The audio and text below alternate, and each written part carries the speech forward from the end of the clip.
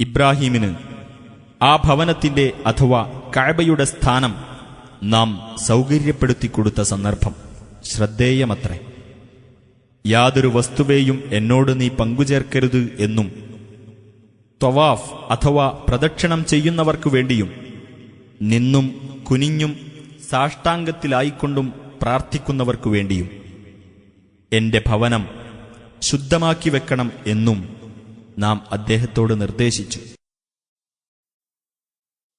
നാം അദ്ദേഹത്തോട് പറഞ്ഞു, ജനങ്ങൾക്കിടയിൽ നീ തീർത്ഥാടനത്തെപ്പറ്റി വിളംബരം ചെയ്യുക. നടന്നുകൊണ്ടും വിദൂരമായ സകല മലമ്പാതകളിലൂടെയും വരുന്ന എല്ലാവിധ മെലിഞ്ഞ ഒട്ടകങ്ങളുടെ പുറത്തു കയറിയും അവർ നിന്റെ അടുത്ത് വന്നുകൊള്ളും. അവർക്ക് പ്രയോജനകരമായ രംഗങ്ങളിൽ അവർ സന്നിഹിതരാകുവാനും അവർക്ക് അല്ലാഹു നൽകിയിട്ടുള്ള നാൽക്കാലി മൃഗങ്ങളെ നിശ്ചിത ദിവസങ്ങളിൽ അവന്റെ നാമം ഉച്ചരിച്ചുകൊണ്ട് ബലി കഴിക്കാനും വേണ്ടിയത്രേ അത്. അങ്ങനെ അവയിൽ നിന്ന് നിങ്ങൾ തിന്നുകയും പരവശനും ദരിദ്രനുമായിട്ടുള്ളവന് ഭക്ഷിക്കാൻ കൊടുക്കുകയും ചെയ്യുക. പിന്നെ അവർ തങ്ങളുടെ അഴുക്ക് നീക്കിക്കളയുകയും തങ്ങളുടെ നേർച്ചകൾ നിറവേറ്റുകയും പുരാതനമായ ആ ഭവനത്തെ പ്രദക്ഷിണം വെക്കുകയും ചെയ്തുകൊള്ളട്ടെ. അല്ലാഹുവിന്റെ മാർഗത്തിൽ സമരം ചെയ്യേണ്ട മുറപ്രകാരം നിങ്ങൾ സമരം ചെയ്യുക. അവൻ നിങ്ങളെ ഉത്കൃഷ്ടരായി തെരഞ്ഞെടുത്തിരിക്കുന്നു. മതകാര്യത്തിൽ യാതൊരു പ്രയാസവും നിങ്ങളുടെ മേൽ അവൻ ചുമത്തിയിട്ടില്ല. നിങ്ങളുടെ പിതാവായ ഇബ്രാഹീമിന്റെ മാർഗമത്രേ അത്.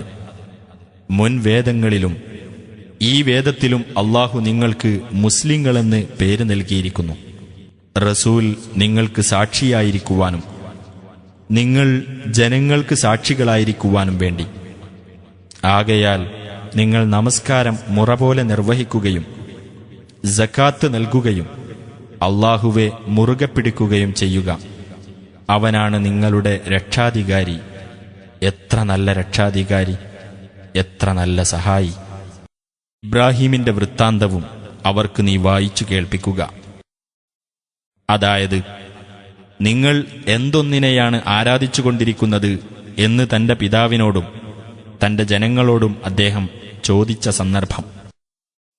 അവർ പറഞ്ഞു, ഞങ്ങൾ ചില വിഗ്രഹങ്ങളെ ആരാധിക്കുകയും അവയുടെ മുമ്പിൽ ഭജനമിരിക്കുകയും ചെയ്യുന്നു. അദ്ദേഹം പറഞ്ഞു, നിങ്ങൾ പ്രാർത്ഥിക്കുമ്പോൾ അവരത് കേൾക്കുമോ?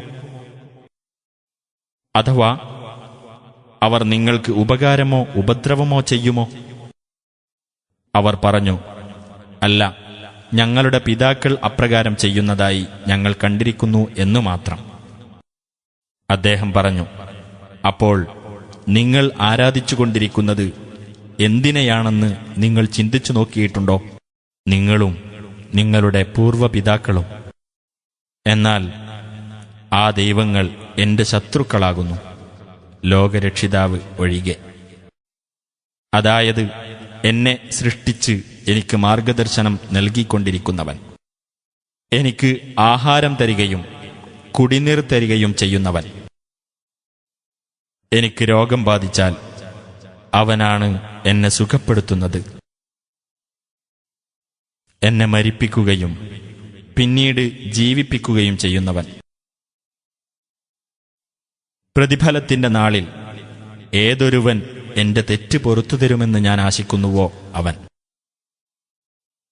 എന്റെ രക്ഷിതാവേ, എനിക്ക് നീ തത്വജ്ഞാനം നൽകുകയും എന്നെ നീ സജ്ജനങ്ങളോടൊപ്പം ചേർക്കുകയും ചെയ്യണമേ. പിൽക്കാലക്കാർക്കിടയിൽ എനിക്കു നീ സൽകീർത്തി ഉണ്ടാക്കണമേ. എന്നെ നീ സുഖസമ്പൂർണമായ സ്വർഗത്തിന്റെ അവകാശികളിൽപ്പെട്ടവനാക്കണമേ.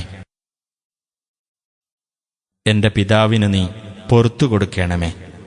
തീർച്ചയായും അദ്ദേഹം വഴിപിഴച്ചവരുടെ കൂട്ടത്തിലായിരിക്കുന്നു. മനുഷ്യർ ഉയിർത്തെഴുന്നേൽപ്പിക്കപ്പെടുന്ന ദിവസം എന്നെ നീ അപമാനത്തിലാക്കരുതേ. അതായത്, സ്വത്തോ സന്താനങ്ങളോ പ്രയോജനപ്പെടാത്ത ദിവസം. കുറ്റമറ്റ ഹൃദയവുമായി അല്ലാഹുവിങ്കൽ ചെന്നവർക്കൊഴികെ. അന്ന് സൂക്ഷ്മത പാലിക്കുന്നവർക്ക് സ്വർഗം അടുപ്പിക്കപ്പെടുന്നതാണ്. ദുർമാർഗികൾക്ക് നരകം തുറന്നു കാണിക്കപ്പെടുന്നതുമാണ്. അവരോട് ചോദിക്കപ്പെടുകയും ചെയ്യും, അല്ലാഹുവിന് പുറമെ നിങ്ങൾ ആരാധിച്ചിരുന്നതെല്ലാം എവിടെ പോയി? അവർ നിങ്ങളെ സഹായിക്കുകയോ സ്വയം സഹായം നേടുകയോ ചെയ്യുന്നുണ്ടോ? തുടർന്ന് ആ ആരാധ്യന്മാരും ആ ദുർമാർഗികളും നരകത്തിൽ മുഖം കുത്തി വീഴ്ത്തപ്പെടുന്നതാണ്.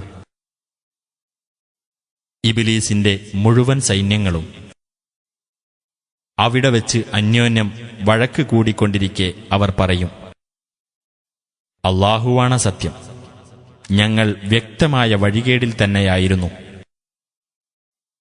നിങ്ങൾക്ക് ഞങ്ങൾ ലോകരക്ഷിതാവിനോട് തുല്യത കൽപ്പിക്കുന്ന സമയത്ത് ഞങ്ങളെ വഴിപിഴപ്പിച്ചത് ആ കുറ്റവാളികളല്ലാതെ മറ്റാരുമല്ല. ഇപ്പോൾ ഞങ്ങൾക്ക് ശുപാർശക്കാരായി ആരുമില്ല, ഉറ്റ സുഹൃത്തുമില്ല. അതിനാൽ ഞങ്ങൾക്കൊന്ന് മടങ്ങിപ്പോകാൻ കഴിഞ്ഞിരുന്നെങ്കിൽ എങ്കിൽ ഞങ്ങൾ സത്യവിശ്വാസികളുടെ കൂട്ടത്തിലാകുമായിരുന്നു. തീർച്ചയായും അതിൽ മനുഷ്യർക്ക് ഒരു ദൃഷ്ടാന്തമുണ്ട്, എന്നാൽ അവരിൽ അധിക പേരും വിശ്വസിക്കുന്നവരായില്ല. തീർച്ചയായും നിന്റെ രക്ഷിതാവ് തന്നെയാകുന്നു പ്രതാപിയും കരുണാനിധിയും.